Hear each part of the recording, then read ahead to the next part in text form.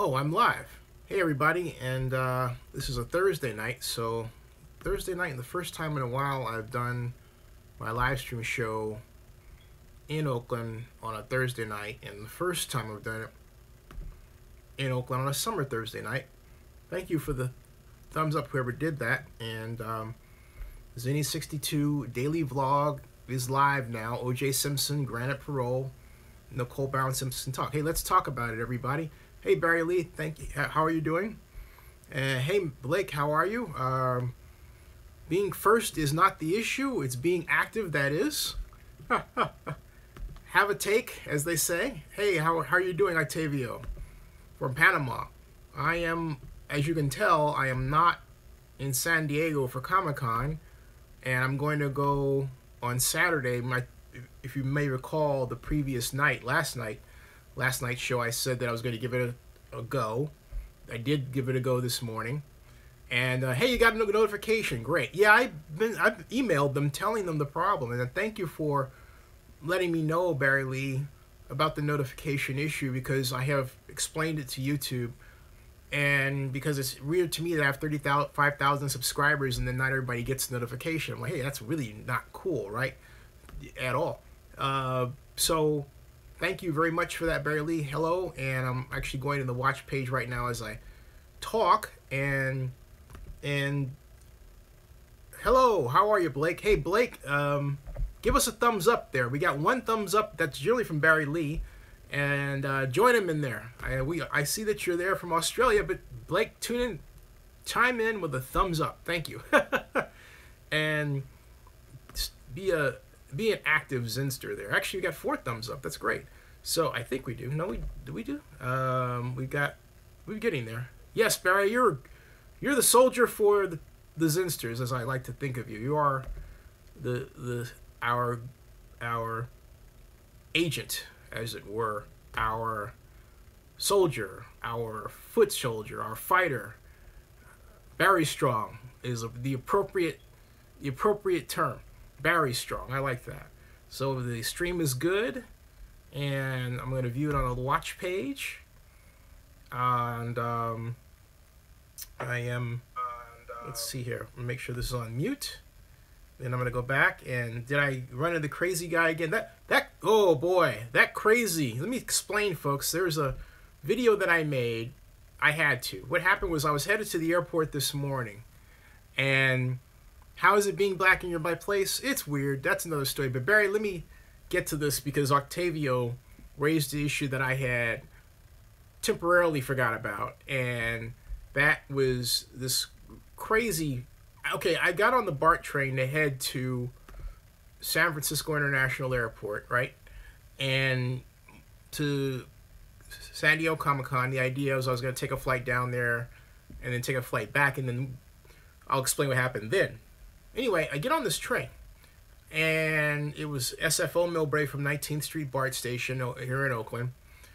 And I go on, and I go to not quite the back of the car, but if you know BART at all, BART, for those of you who don't know it, is Bay Area Rapid Transit. And so,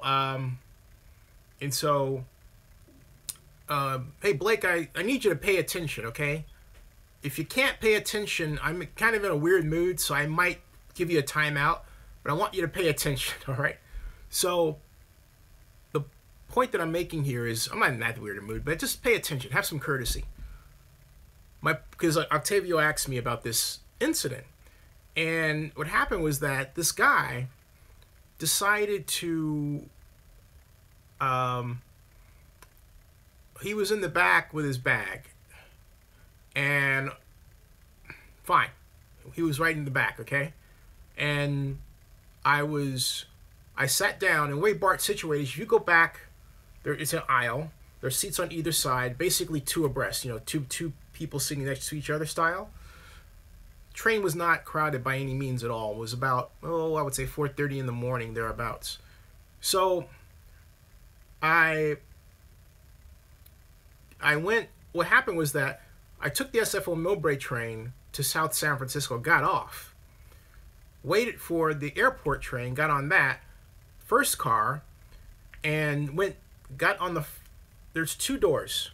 I got on the forwardmost door at South San Francisco, went back to where I was sitting just next to the backmost door on the side, or set of doors on the side, but facing forward.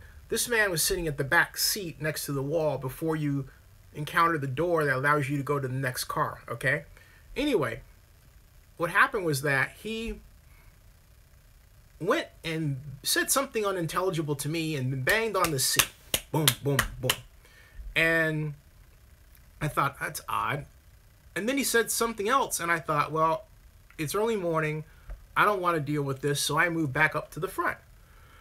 As we got into the terminus for SFO Airport, the train stop, BART stop, I saw him walk up toward me, and I just felt something was going to go wrong. So I activated the camera part of my iPhone and started making a vlog, which you can see at Zenny62 here. If you pull up another page and look at it, because I don't want to refocus it down here because I didn't set up the speakers to play it, but you can see it. And he says, thank you, Barry, and he points at the at my camera, says, you're not supposed to have that on, and then he tries to brush me, but I avoided him and I pointed the camera at him. All right, and so yeah, and BART opens at 4 o'clock in the morning, folks. Absolutely right. Thank you for that. And so I said to the guy in the train, I don't know him. You can hear all this on the video.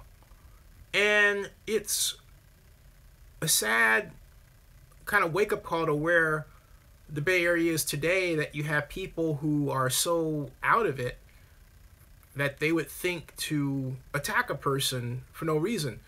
And that's why I believe in using my camera. I remind everyone that vlogging in the way that I did is free speech. It is more often than not, your only means of protection, because telling people that has something happen to you in today's society means a lot less than showing people what happened to you in today's society, because some things are just so off the chart ridiculous that they have to be seen to be believed, and that's one of them. I haven't had that happen, wow, I can't remember when, and where we live in the Atlanta, Georgia area is such that we're way out in the country, so coming back here is a bit of a shock, because you got, well, now the noise of traffic and maybe occasionally someone running a vacuum, or outside when the people come to clean the grounds around here, and these noises basically that back in Georgia I don't hear at all. All the land is ours. Everywhere you look, the land is ours. It belongs to us, and it's 5 acres.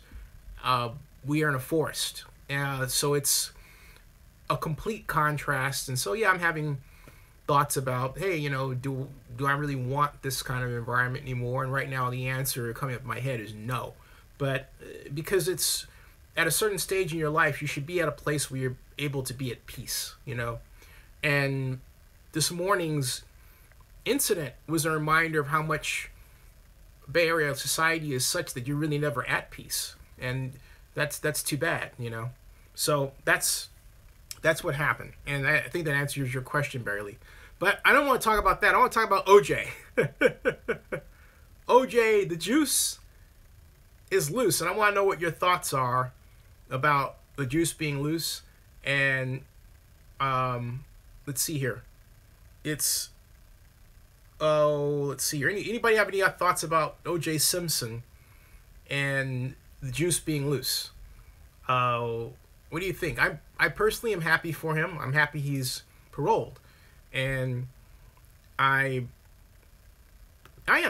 am very happy he's paroled, and I'll tell you why I'm happy he's paroled. Because what he did, as stupid as it was, should not have netted the verdict that he got, okay? And it just was not the right outcome at all. It wasn't the right outcome at all. And what's conjured up for me, I remember where I was. And Patrick, thank you very much, Mr. Blackman. Thank you. I remember where I was when O.J. Simpson, when the trial was going on. There's a place called the Golden Bear. It's over here at 389 Palm Avenue. Well, excuse me, it used to be called the Golden Bear. Now it's called Room 389. And Barry Lee says he did get go too long of sentences. Barry Lee says he did get too long of a sentence, way overblown. Right. I remember being at the Golden Bear, which is now called Room 389 here in Oakland on 389 Grand Avenue, and the place was packed with people. And of course, like every other place in the country, what happened was that people divided in their view by race. Karen Christian says, I think it's okay. He did his time for the crime he committed. I think it was too long. Thank you, Karen. And Karen, what do you think about, do you think he killed his wife? I'm curious. Steve Collins says, who believes OJ when he said he never saw a gun? And, well, I don't think he ever said he saw a gun. I didn't hear him say that. What I heard him say is, I didn't handle a gun. Okay? I heard him say, I didn't point a gun at anyone. But he never said he didn't direct anybody. He admitted that he was wrong. And for OJ, and look, as a guy who lived next door to O.J. Simpson's brother, Melvin, when I was in high school at Skyline, Melvin Simpson and his then wife, a lovely woman, who had a penchant for short hair. They weren't really getting along, and sometimes they'd argue, to be honest. And then they divorced. He moved out. She took up tennis, and she came up with just incredible body. And as I was at the time 17, and I remember seeing her in the hallway. We were living at the Watergate, and you have raging hormones, right? I said, wow, you look fantastic and all that stuff. But Melvin drove a bus at the time and was kind enough to invite me to see O.J. Simpson when he had been traded to and played for the San Francisco 49ers. This was at a preseason game at Candlestick Park, and that was quite a treat. So my impression of O.J. Simpson is that there's definitely two sides to him. There's the side that keeps up a view that is very much Hollywood. Which caused him to be an actor, and that side of it's like looking at a mirror but showing only one side of your face. But then of course there's the other side, right? That is very much, from my observation, O.J. Simpson. For that kind of person to go through what he went through over the past 9 years and then be faced with having to look at himself is a big deal. I mean, it is a big deal. I don't believe he killed his wife because I don't believe he was physically capable of taking on two people like that, and at the same time getting away with it without being out of breath or anything else. There was a lot of talk about OJ as if he was still an athlete who played in the NFL rather than an actor who had, and you can look at the tapes and tell he had a punch, right? He had a bit of a belly, and he wasn't working out in those days. He wasn't, lifting the weights like people do today, or taking the performance-enhancing drugs like maybe a modern-day O.J. Simpson may have done post his football career, right? It was a different time. So I don't believe that he did it. However, I do believe that he has some idea of who might have done it, and I don't think it was anything like his son. But I also believe that there's a possibility, given the LA police and their practices at the time of planting evidence, practices which have been revealed today, like take the Baltimore tapes, I believe that they may have also planted the Bruno Mollies there. There's so much uncertainty because of the then illegal practices of the LA police that you almost have to say, hey, look, did someone in the LA police know about this? Maybe this was a drug deal gone bad, and it had something to do with one of the LA police people that's caught up in the Ramparts issue. I'll explain what Ramparts is in a second. And Karen says, I was 23 at the time. I wonder if that one guy who testified did it. Gloves could have fit him. Actually, I'm glad you brought that up, Karen. Patrick Blackman says, I think OJ was handed that sentence due to past situations which made the news. Right, exactly. I completely agree, Mr. Blackman. And Barry Lee says, beater. Yes, that's absolute. And Mr. Barbara Crane says, Mark Hamill, Luke of Star Wars, was also present at the case. Not every day, though. He had a pen and a pad. And then Barry Lee says, I think he's a woman beater because he did admit to hitting her, but I don't think he killed her, though. I agree, Barry Lee, completely. And I think it was someone, probably two people involved. Right.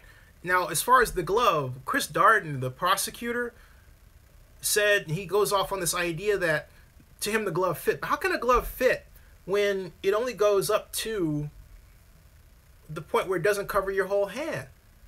You know, no person in the world is going to buy a glove that only fits 4/5 of their hand, let alone spend allegedly as much money as OJ was said to have spent allegedly on his clothes. So they had a glove that was planted there as evidence, and they got caught red-handed because they had a glove there that didn't fit.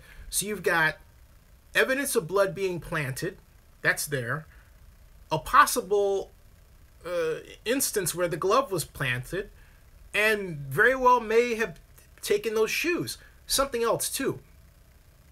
It was said in an analysis on video that O.J. Simpson's foot didn't actually fit that Bruno Mali 12. Okay? So something is wrong here.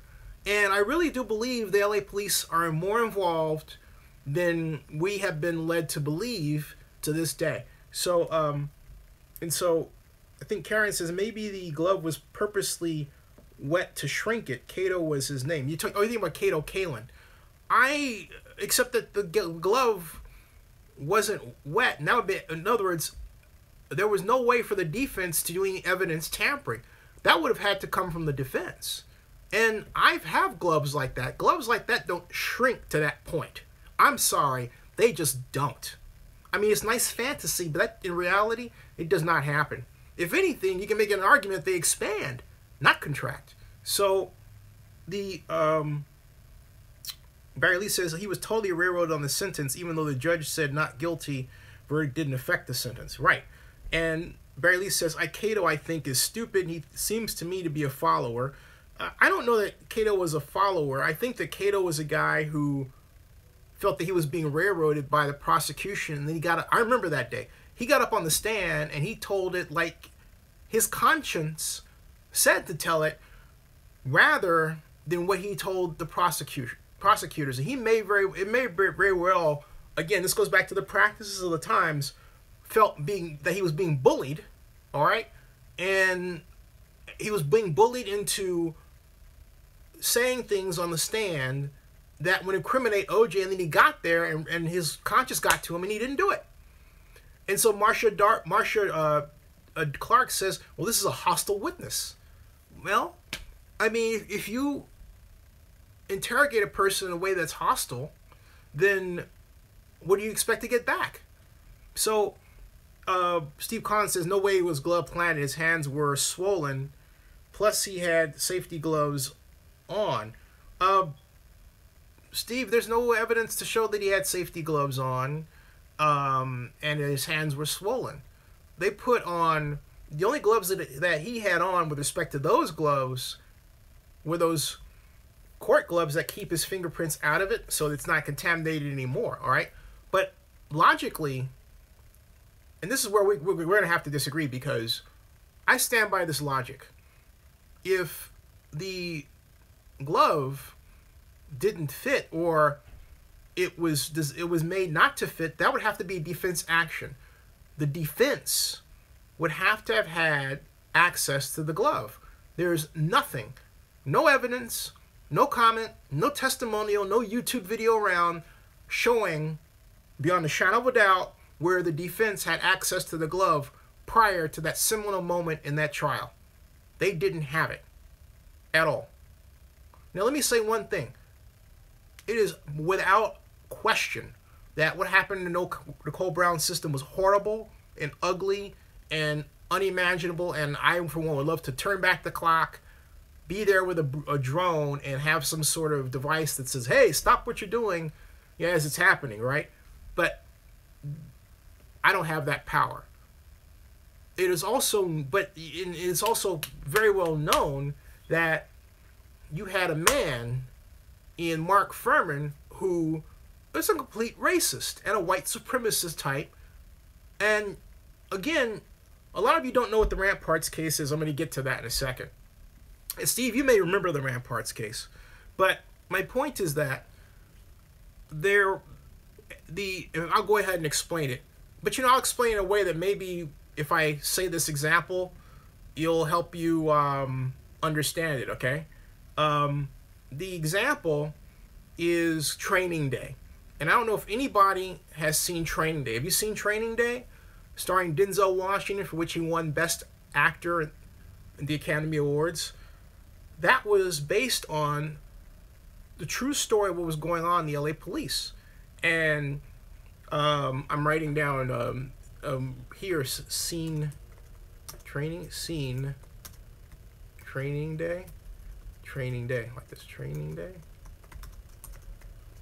question mark, seen Training Day, okay, and I'm writing that down there because Training Day had to do with, if you haven't seen the movie, a dirty cop, played by Denzel Washington, who, among other things, dealt drugs himself.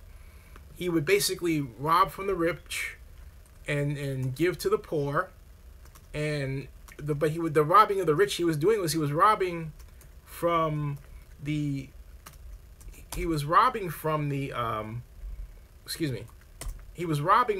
drug dealer, right? And he would give to, which is the rich, and he would give to the quote poor unquote, which is actually the LA police. And he would use that part of that money went to police commissioners, judges. It's a true story. And if you never read about the Ramparts case, I highly, highly beg of you to go and sit and take time and read it.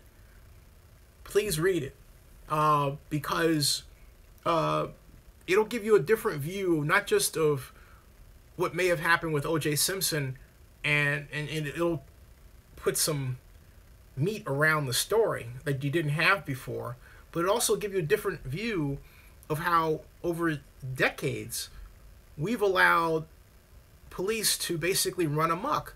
Now, I want to explain to you where I'm coming from having said that. When I was with SF Gate on City Brights, I had a number of Oakland police officers, my informants, particularly people who were members of something called the Gang Prevention Task Force. And I remember we were having cocktails at a bar called George K's, and one of the gentlemen says that in order to catch a bad guy, you have to be a bad guy. This was in 2009. I'm going to repeat that quote. He said, in order to catch a bad guy, you got to be a bad guy. And these were people who were members of the Gang Prevention Task Force. So my talks with them and my subsequent talks with other friends in different police forces around here would have really shaped how I view. Take Celeste Guap. I don't know how many of you are aware that I interviewed and have still the only long-form interview with Jasmine Absalin, the woman at the center of the Oakland sex scandal. 23 minutes. And that she talked about how basically police would, basically come and they had relationships, but she treated it more like boyfriend and girlfriend, and she talked lovingly about her relationships with them. It was an eye-opening interview. Then another fellow that I know who was a sheriff, I won't say with who, told me something that was really shocking. He said that there are beat wives. I had never heard of, and I don't mean beat wives. I never heard that term before. Maybe some of you have. Maybe you, Mr. Collins, have heard it. and I say that to you because you're my, a little older than I am, and seasoned, right? Beat cops. And so I thought, what's a beat cop? Didn't know what a beat cop was. And a beat wife, excuse me. A beat wife is a person who is you have that you as an officer, male officer, has sex with, even if you're married. In other words, this person, generally a prostitute, will do things with you that, and I'm saying this with being mindful of our age spread here, that your wife will not do. All right. So all of this has opened my eyes in a way that I've never had them open before. Okay. So that's what I bring to the table here, and that has all clouded my view of how this has gone. So that's that's where I bring this. Now, it's also, you have to remember something about OJ. OJ is also a sports story, okay? And he played for the Buffalo Bills, had great games, 2,003-yard season that for a time stood as an NFL record, was without question one of the great NFL players of our time. Can't take that away from him at all. But he sullied his image, and it's really too bad that he has done that. It really is too bad. So what's on you guys' mind? I know we had 14 people, now we have 8, and I guess maybe this is a topic that people don't want to talk about, but it's at the top, so I'm going to keep tweeting it out until I get other people, and unless you guys want to have something that you want to share. So I am all open to what you want to hear, and Karen says, I don't think there was enough circumstantial evidence to convict him. It seems to me that maybe the cops were negligent and could have covered up mistakes by planting the glove. Yeah, Karen, I think that's a case, but I also believe that there were people who were so how should we say it? We were so that Barry Lee says, I'm worried that if the notification thing didn't notify everyone, and that is a problem, Barry. And YouTube, they're not being quite honest with me about that, so I'm putting out the tweets and to make up for that that problem right now, and as best I can. But you're absolutely right. It is an issue that I don't know why. I have to go back and investigate where YouTube did it, but I can't worry about that now. I'm going to focus more on OJ and what Ms. Christensen was saying. I just want to stick on the subject. That's offline stuff I can take care of offline, right? But going back to what you were saying, Miss Karen, I believe that there were cops who wanted to put OJ away because of his relationship with Nicole, and they didn't like that he was doing those things. Okay, so and so they took the actions that they did, So it's obvious people aren't interested in this, because I got 8, now 7 are watching. It's probably going to dwindle even more. So it's Barry Lee says, did you get the video of the BSG panel? What's BSG panel? I think his relationships, period. I think you're right, Mr. Blackman. What's BSG panel? What is that all about? BSG panel. What is that? What's BSG panel? If you can explain that. And because I don't know what you say, BSG panel in Austin. What is that? And Melvin Ludger says, I didn't get the notification. It works most of the time, but it has issues. Yeah, thanks for telling me, Mr. Melvin. That's hard. That's a problem, because I used to have, when I first started on live stream, I used to get this big jump of people, and it's like, so because I use it regularly, it's almost like somebody at YouTube has been screwing with it. Because I used to not have these issues, and I can't believe that of 35,000 subscribers, only like 10 or 15 are interested in this topic. If you don't know that something is happening, you can't respond to it. So Patrick says he was a man, talking about OJ, a man about town with women. That's why I said relationships. Right. So, and I have to say this, rest in peace, So was Nicole Brown Simpson was one about town with respect to men. And that, I mean, she got a divorce from him, but she had this affair with Marcus Allen. I could say that because it's written in the diaries. And I didn't know that at the time that Marcus got involved with the Raiders thing in Oakland. You know, that wasn't even in my mind. However, I could say it was in the mind of some other people. Hey, Tanner, how are you? Tanner says, I got them off and on. I mostly just check in and around the same time. Okay, how you doing, Tanner? Hey, Tanner, what do you think of the OJ verdict? The juice is loose. Barry Lee says, the cast in the reboot Battlestar Galactica. Oh, I didn't get that. No, I was focused on Comic-Con. I'm still going to Comic-Con, by the way. Steve Collins says, I'm credentialing. I get my press pass. Steve Collins says, I received my notification tonight, but I don't receive most of the time. See, that's a big deal. And I'm glad you told me that, because I have to tell YouTube about that. That's really not cool. Patrick says, I knew he would get parole. And, yeah, that's really not a cool thing that YouTube is doing to me with respect to the notifications. But I'll also check to see if there's something that I haven't done that makes sure these notifications get out there. I can't imagine what that would be, but I'll double check and then see if this is also an issue overall. All right. And Barry Lee says, I sent the link via Twitter, a direct message. It was very interesting. Oh, okay. Battlestar Galactica. Well, I'm hoping, if all goes according to Hoyle, this early morning Saturday flight looks great for San Diego. I'm excited to see Wonder Woman and the Justice League panel as press. I want to go in and see that. And Dio Cowboy says, why is the media upset? Because there are people in the media, I have to say, for the most part white, who still can't get over that OJ walked free. And that's all they see. And they don't want to investigate any other way. And then we've come through so many, so many possibilities. Jose, how are you doing? Jose says, hope OJ takes the opportunity to just behave and move on with his life. And, you know, prior to this whole deal with the robbery, he was doing that. Plus it boosts ratings. Right.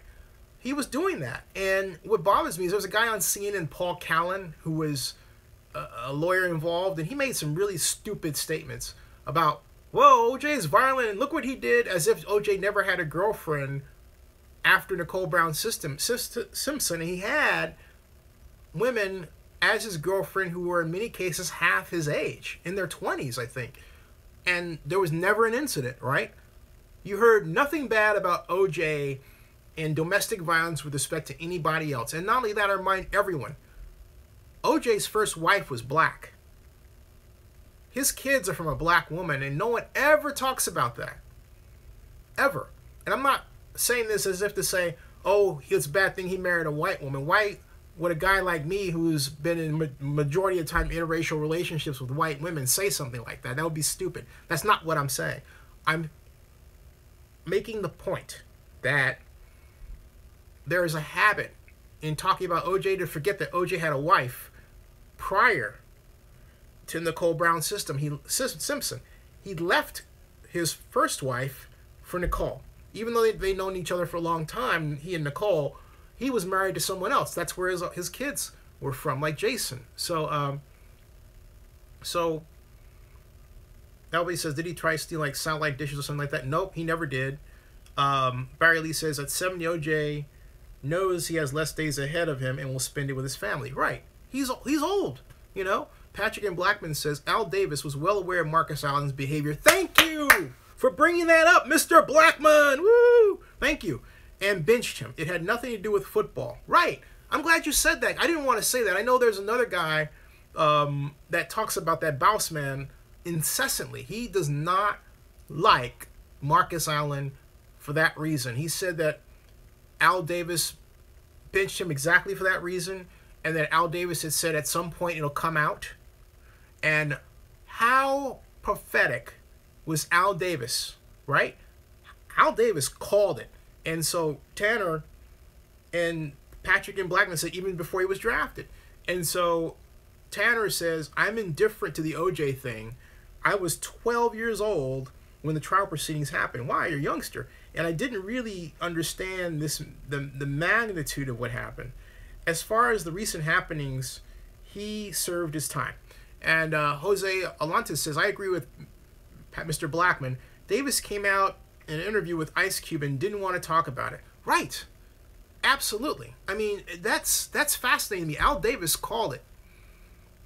And he was right. And, you know, people like myself are like, I don't want to touch that. Maybe not.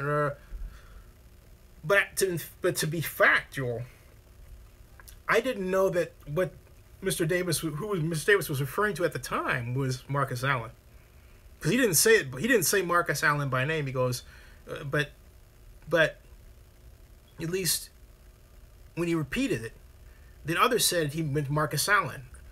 And I thought, wow, it'll come out. Oh, wait, I'm sorry.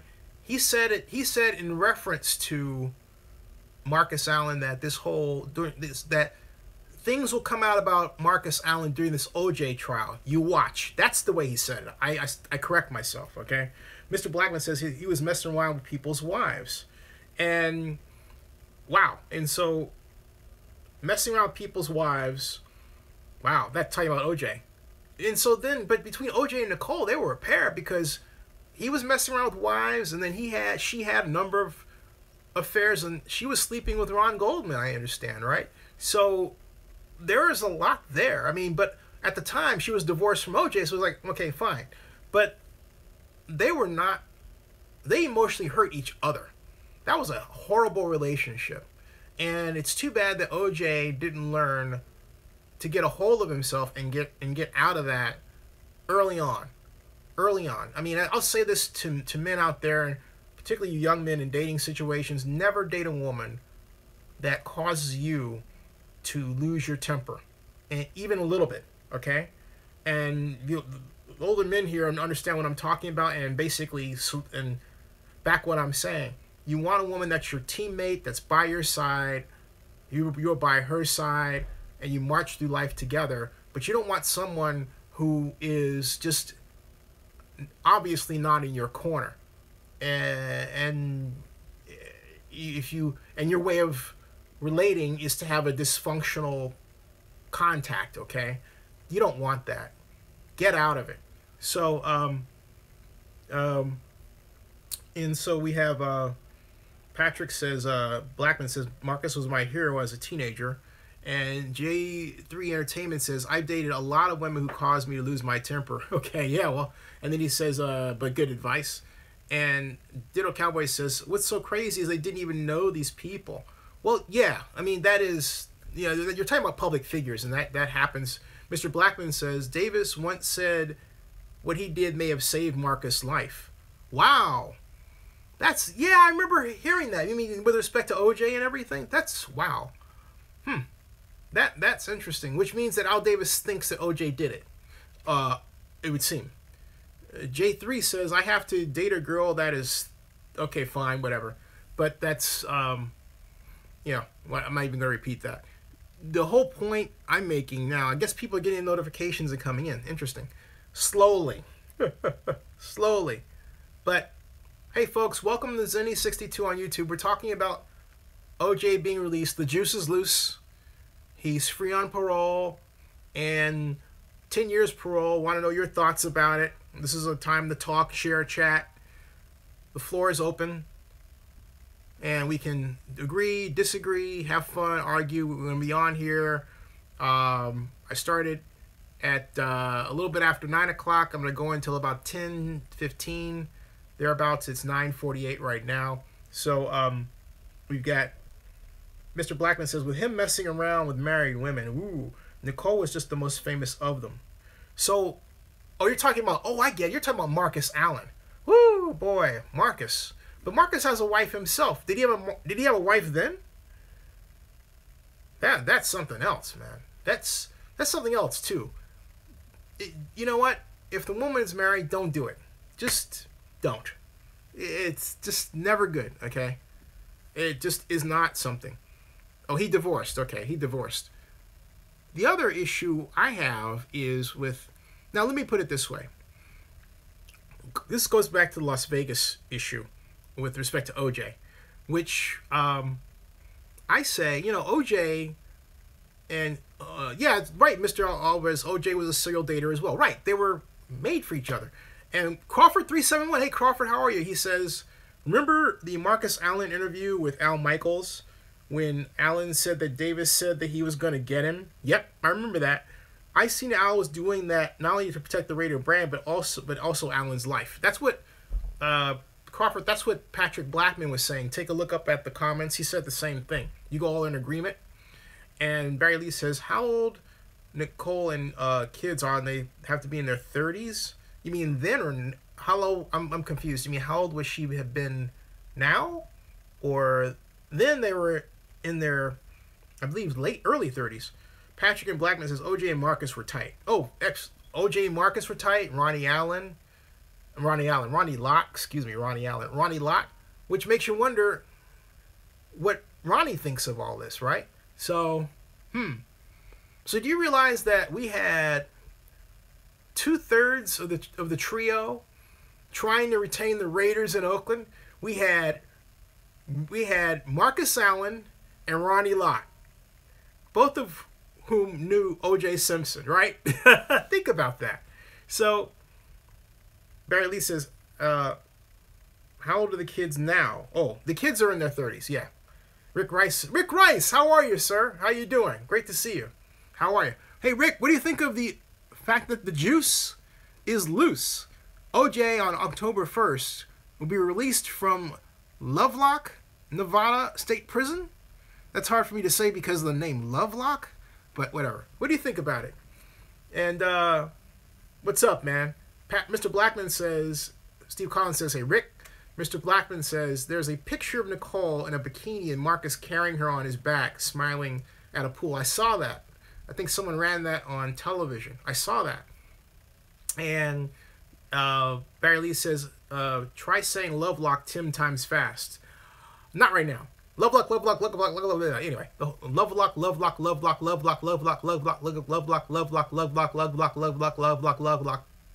There you go. Okay, fine. Rick Rice says he's innocent. They can't keep treating us like this. Thank you. Thank you. That's it. And Barry Lee says, well, you asked me to try. We didn't ask me to try. You just said say it. I did, okay? Now, Mr. Blackman says, you don't do that with your close friend's wife. Correct. You don't. No, that's the hallmark of someone who would come to Oakland and say, I'm pro keeping the Raiders in Oakland. I am essentially down with the cause of keeping the Raiders in Oakland, and he would say that to the Oakland City Council and say that to the Alameda County Board of Supervisors. And then the next year he comes to Las Vegas and then says, oh, the Las Vegas Raiders are a great idea. I'm pro the Raiders being in Las Vegas. I am down with the cause of the Raiders being in Las Vegas. I present to you Marcus Allen, because that's exactly what he did. So that's exactly what he did. You know, there you go. That's what he did. It's amazing how many ties we have as a city to this when you think about it, huh? Now, Rick Rice says, you think the Juice can play defense for us? Barry Lee says, you don't do that with anyone's wife, period. I think you know the answer to that one, Rick. Mr. Blackman says, I think it's karma for OJ eventually, even though he's gone through hell. He has. It is karma, because you have to look at the totality of what has happened to him, right? And say, why is this happening to him? And then, as you did, point to the issue of karma. I think you're absolutely right about that. I do. I think you're onto something there. And we've got Juice. The Juice. Well, here's the question: Can the Juice play running back? Can he come out and, you know what, O.J. Simpson being a running backs consultant to Marshawn Lynch, that would be a headline generator right there. The Juice in Oakland. Oakland puts in the electric company. Oakland uses the electric company to power Marshawn Lynch. There's your headline. That's it. Marshawn Lynch gets the juice. How about that one? So, Patrick Blackman says it's I got the karma thing. Mr. Christensen says, I've always thought OJ was sentenced to a longer time because of the judge might have thought he killed Nicole and wanted OJ to pay for that. Yes, everybody, I think, would agree with you, Mr. Christensen. Barry Lee says, I certainly do. Barry Lee says, I really think that once he's released, we won't hear from him again because he knows it's time to reconnect with his family. Oh, we'll hear from him in the sense of he's doing this. Look, the tabloids are going to have a field day following him around and looking for problems where they don't exist. That is, I think, why OJ does need to go into hiding. And Florida's, a good place to do that. Now, as opposed to California. And so, Barry Lee says, I really think that once he's released, we won't hear from him. 831 Scott, hey, how you doing? Says that the Warriors ownership is requiring season ticket holders to buy PSLs for $15,000 for a 30-year seat. And after 30 years, they would get their money back. Can you imagine paying for 2 seats? Well, as I understand, that's scaled. In other words, you can buy it for up to 30 years, or you can buy it for a little less. But that's a lifetime. But a lifetime PSL is $15,000 for that. Wow. Well, that's not. Who's going to be around for 30 years after they purchase it? I'll be 85 years old if I'm able to do it now, which I'm not. If I want to do it now, which I don't. But I mean, if I had the money, and I would. But that would mean I would be pretty well off. I don't, but yeah, that's too much. Steve Collins says, OJ is a broken down old man now. I was his biggest fan when he played for USC and the pros, but he brought it all on himself. Jose Alana says, any thoughts on what OJ will do after life in prison? Golf. He'll play a lot of golf. He'll work to get back his swing. But I think the difference this time is he'll talk to inmates. I think he'll be compelled to spread a message to others of how to essentially not make mistakes. And I don't think that's going to be something that comes as some way of being nice to people, or saying to parole people, hey, I'm a great good guy. I firmly believe that OJ has changed and has a story to tell and something to share, and I think we're going to see that. And not by a podcast, whatever that is. But then if he does decide to do a podcast, well, I think he should do YouTube videos, but that's me. I'm half kidding. He should do them on this channel. I'm not kidding there. Interview OJ. That's it. I'll get OJ. I'll get OJ. I'll make it my mission to get OJ somehow. Well, that'll be a tall order. Anyway, let's see here. Patrick and Blackman says, especially with the way he was celebrated when he was acquitted and kept doing foolishness. You mean like that if I did it thing? Oh. Rick Rice says, the Juice will get his own reality TV show and start dating one of the Kardashians. Barry Lee says, is the paparazzi really out of control in California, like stalking out celebrity homes all the time? Yes. Crawford 371 says, Rick, I think Kris Jenner will start hanging out with Juice soon. Patrick and Blackman says, Alan Davis wasn't too fond of OJ either, which made him reluctant to draft Marcus Allen. I didn't know that. See, now, Mr. Blackman, you made me want to start reading. Melvin Lovejoy says, Rick Rice, I like that. Steve Collins says, hope OJ doesn't start pirating TV boxes again. Hey, we didn't pirate TV boxes. I don't know where that came up with. That is like an urban myth, okay? That's hilarious. Oh, boy. O.J. Simpson is the focus of so many urban myths, it's not funny. That being one of them. I was reminded of their existence today when I was doing back research for this. So, Carver371 says, get OJ, Marcus Allen, and Boss Man on a live vlog at the same time. That would be cool. Oh my God. You know what? OJ and Marcus Allen would try to figure out how to find Boss Man, which I would have to put him off the scent, because Boss Man does not like Marcus Allen.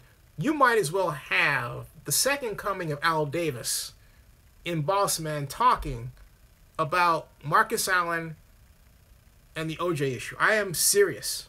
He would lay waste. Oh my God. It would not be funny. I'm just saying, Well, it would be funny to watch, okay? But it would be tragically funny, you know what I mean? It would be tragically funny, okay? So, all right. So, 831 Scott says, that's my point, Zenny. It's insane. The Warriors are going to lose fans. Oh, completely. The people that can afford that are not the same fans they have now. San Francisco's a bad move for the Warriors. I agree. Steve Collins laugh out loud. Rick Rice says he'll marry Caitlyn Jenner. Oh, jeez. I don't think he'll do that. No. Steve Collins says, I knew that would get me. Ha! It got me. It did. It got me. You're right. Steve Collins, you hit that one right on the head. Mr. Blackman says, it's sad because Marcus was my idol. Yeah, Marcus Allen, who can forget his great 74-yard run in the 24th Super Bowl, where the Raiders clobbered the Washington Redskins with 38-9, right? So, and it was a thing of beauty. Marcus Allen was a fun running back to watch. No question. And Barry Lee says, really the Warriors are requiring PSLs for the new arena? Yes. It's a major staple in their construction financing scheme. Yes, they are. They are. As 831 Scott has said, yes, they are. And that's PSL's a concept created by Mark Gannis of Sports Corp and brought here. We were one of two cities to use it, the other being St. Louis. The two first to use it are here to stay. It's like crowdfunding on a large scale to pay for, or at least help pay for, a facility. So Barry Lee says, I'm glad I didn't have to worry about Spurs doing that. And Crawford says, could Allen be part of the lock group? May have been a turnoff to Mark Davis. That never occurred to me. That never, ever occurred to me. And I don't want to absolutely unequivocally give you an answer in the affirmative because I have never asked that question of anyone. But I'll investigate it. The question, folks, is could Mark Davis have been turned off by Marcus Allen being part of the lock group? And I haven't heard that before as a question. I mean, it's a fair question to ask now. I haven't heard that. I would doubt it because from what I understand, Mark Davis didn't have issues with Marcus Allen. They, because of Mark Davis' behest, approached and patched up the differences, right? So no. And Patrick and Blackman says, Barry Lee says, I'm glad I got that part. 831 Scott says, you might if they build a new arena, see new PSLs, talking about the Warriors situation.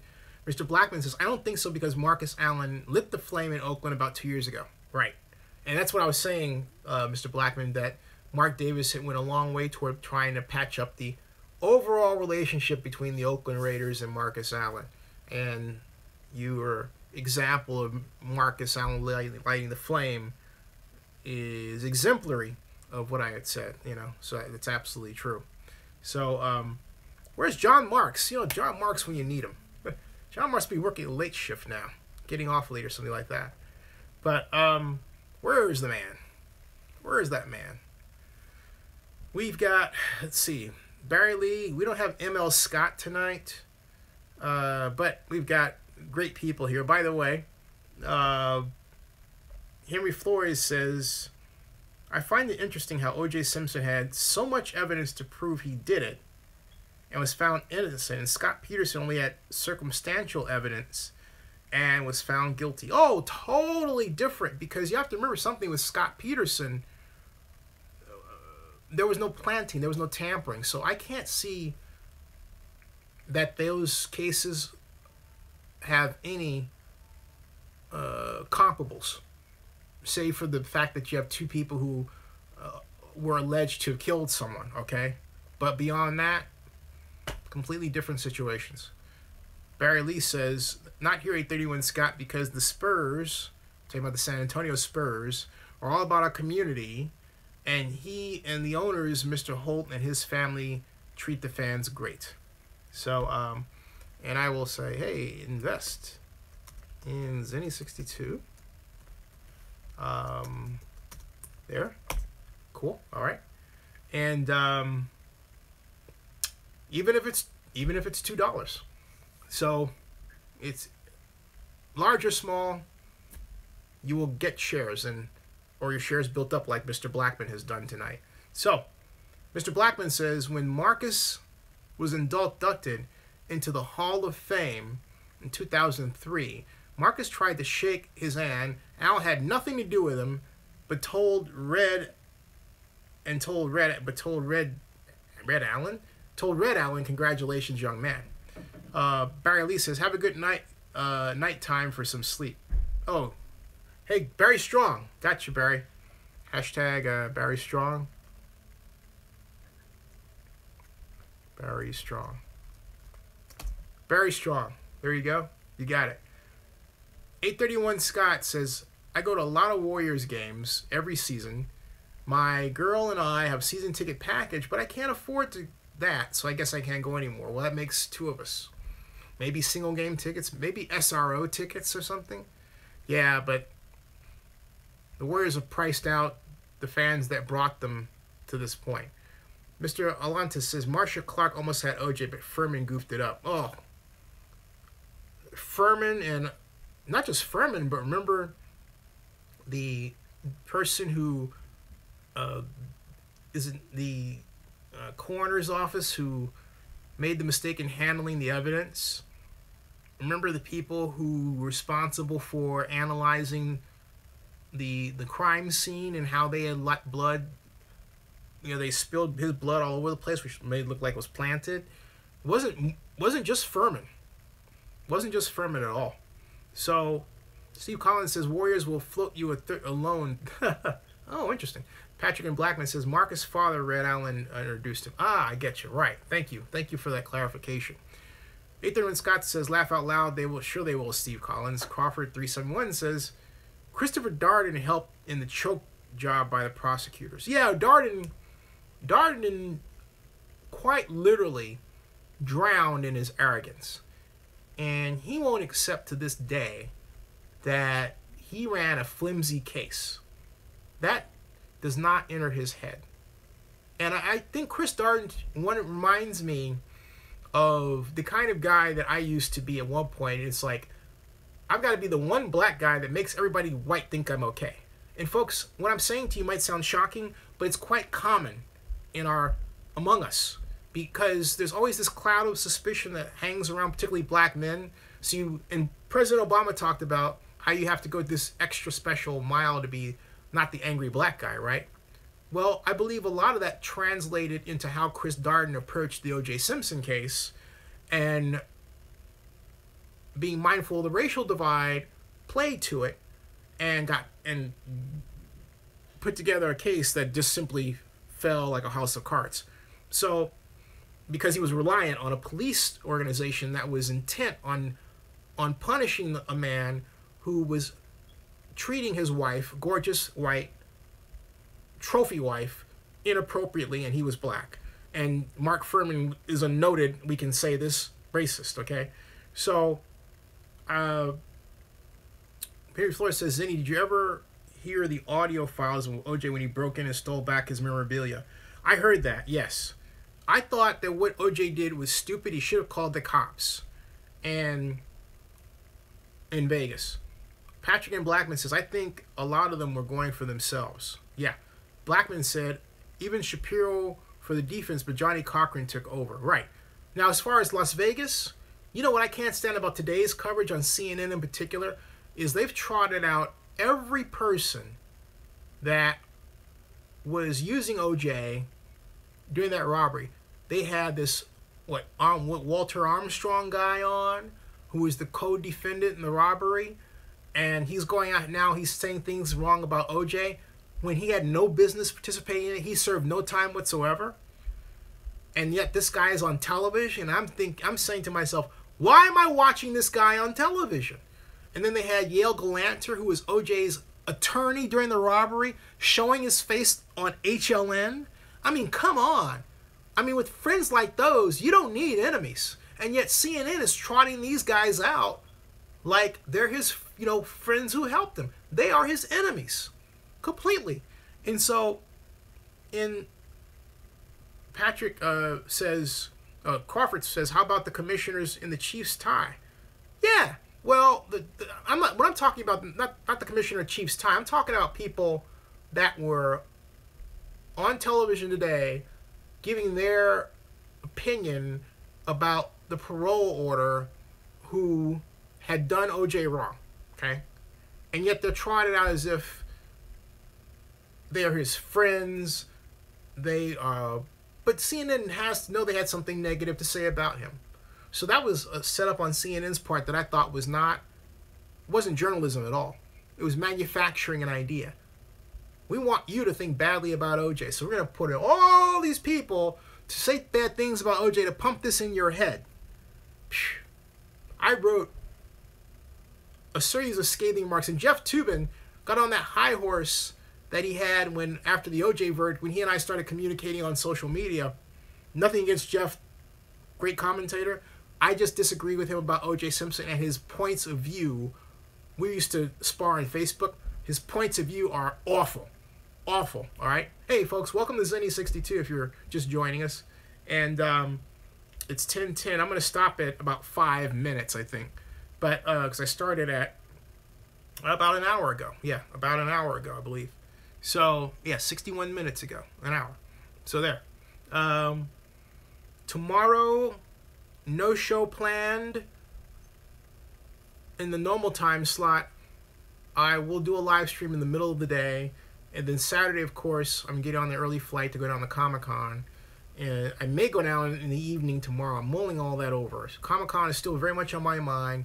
Although, and Saturday Comic-Con's a huge day. Star Trek Discovery at 4 o'clock.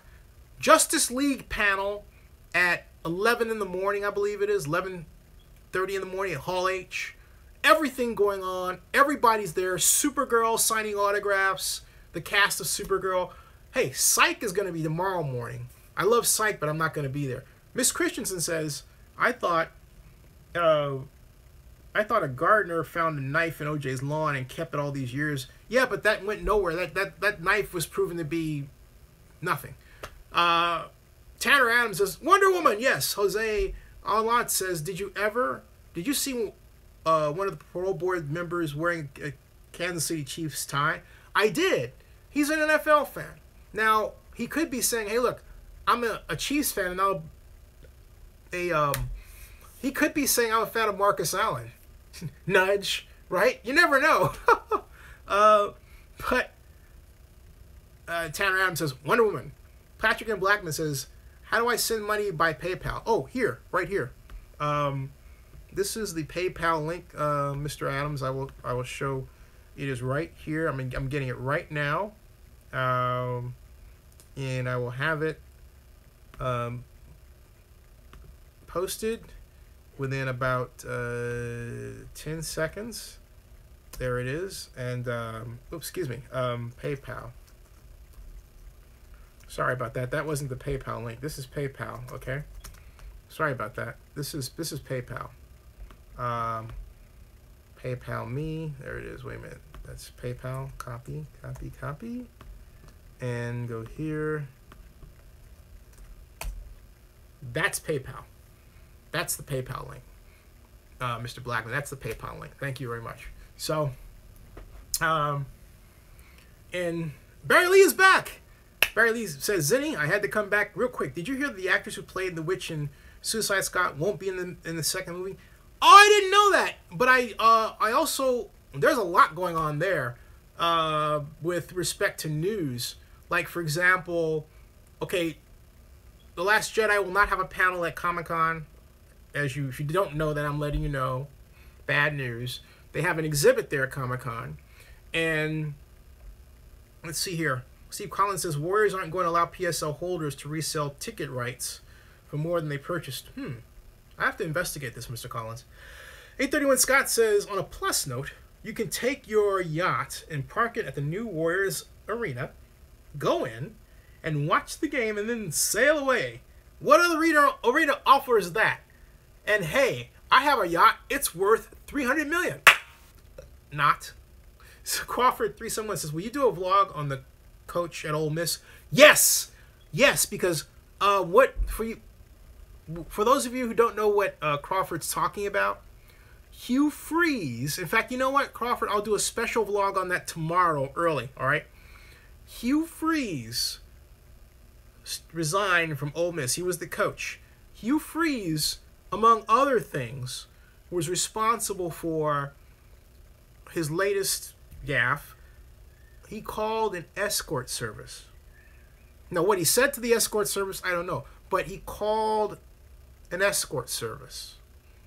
Now, we can assume from there that he called the escort service either for himself or for, you know, the purpose of attracting recruits, or both.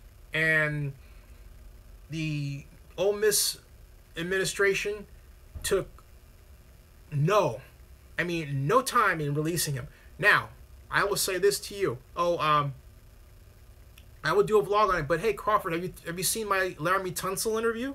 Has anyone seen my Laramie Tunsil interview, where in my interview, Laramie Tunsil admitted that he got money from Hugh Freeze? Has anyone seen my video on that? Rick Rice says, I don't see what the big deal is. It's not like he killed someone. Right. Rick Rice says, now that's what I call 4th and long. Barry Lee is issuing a kind of a pun regarding Hugh Freeze. That's funny. But has anyone seen my Laramie Tunsil video? If you haven't seen my Laramie Tunsil video, I'm waiting for questions. I'm going to just go ahead and post it. This is my Laramie Tunsil interview. And let's see, let me get over and get it. Jimmy Swaggart will write his confession, says Crawford. All right, I'm going over to get my Laramie Tunsil. Laramie Tunsil. I'll explain who Laramie Tunsil is. Laramie Tunsil is currently offensive tackle for the Miami Dolphins, but he was a 10th pick in the first round of the 2015 NFL draft, 16 NFL draft, excuse me, the 2016 NFL draft. And because what happened was that he was going to be at one point one of the top 3, but there was a photograph of, this says Tunsil and Zinni. There it is. Okay. Seen 400,000 times. There was a photograph, a video of Tunsil wearing a gas mask and smoking a bong that was released during the 2016 NFL draft. I'm sitting there in the interview room in Chicago, and all of a sudden Ian Rappaport of the NFL Network says, and now on the internet has surfaced a video of Laramie Tunsil smoking a bong and wearing a gas mask. Oh, all hell broke loose. And I made a vlog right then and there saying, ladies and gentlemen, we're in the interview room, and when Laramie Tunsil is selected, we will be right here to ask him what happened. I sat right in front of Mr. Tunsil, and I asked him about it. I got the first question out. You can see it right now. So very proud of that one. So, Ozzy Osbourne, Jimmy got caught with the pants down. Huh. And Barry Lee says something I can't quite understand there. Patrick Blackman says, with everybody talking about how dumb these athletes are today with getting in trouble, the athletes of the past did the same thing. They just don't have all types of media and paparazzi. Absolutely. I couldn't have said it better. Folks, it's 10:18, and this has been fun to talk about. Patrick Blackman says this has been fun to talk about. I'm going to fade out. It's and say thank you all very much. And Crawford says, you can bet your last money it's all going to be a Stone Gas Honey. Patrick, Mr. Blackman, did you get the link for PayPal? Love to have an additional investment from everybody and new investors, and I will send you your shares and your report on everyone's shares. So thank you very much. Thank you. And so I'm going to go, and I woke up. Good night, Tanner. I woke up really early. I woke up at 4 o'clock this morning to get this flight. You can see my videos where I reported it didn't work out. You can see the video about the crazy guy on the train. Boy, I had a heck of a day. I'm going to get some sleep. Great show. Thank you, Mr. Collins, for your fantastic comments. Thank you, Mr. Blackman, for your fantastic comments. Thank you, Crawford. Thank you, 371. Thank you, Bradley, for coming back. Thank you, Tanner. Thank you, everybody. You know, great show. Good night, everybody. Fantastic. I'll see you guys. And I'm going to work on that notification situation with respect to YouTube. Thank you, Miss Christensen, for your kind comments and great comments. Thank you, Jose. Thank you, Rick Rice. I believe you left. Thank everybody. I'll see you all later. Thank you. See ya.